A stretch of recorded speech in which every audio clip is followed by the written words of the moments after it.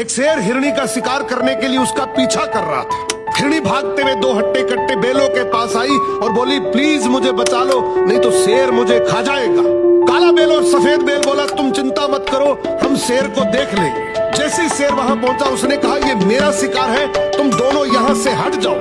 काला बेल बोला, ये हमारी दोस्त है, इसलिए हम तुम्हें इसे कभी नहीं खाने देंगे। शेर बोला, तुम गलत कर रहे हो। सफेद बेल बोला, तुम जो करना चाहते हो करो, लेकिन ये हिरणी अब हमारी सुख समय है। शेर बेबस होकर वहां से चला गया और सोचने लगा, इन बेलों को अलग कैसे किया जाए। तभी शेर ने लोमड़ी को बुलाया और कहा, कैसे भी करके इन दोनों बेलों को आपस में लड़वा दो।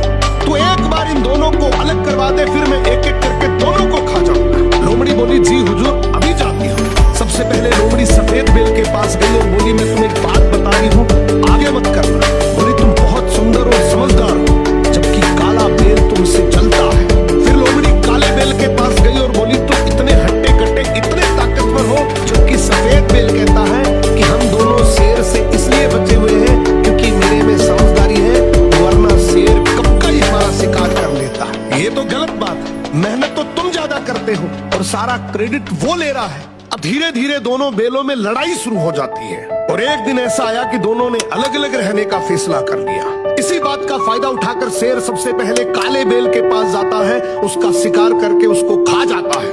अब लोमड़ी कहती है, हुजूर, सफेद बेल भी जंगल में अकेला घूम रहा है। शेर तुरंत उसकी तरफ दौड़ता है और उसे भी अपना शिकार बना लेता है। इसीलिए कहते हैं, भाई भाई जब तक साथ है कोई कुछ नहीं बिगाड़ सकता।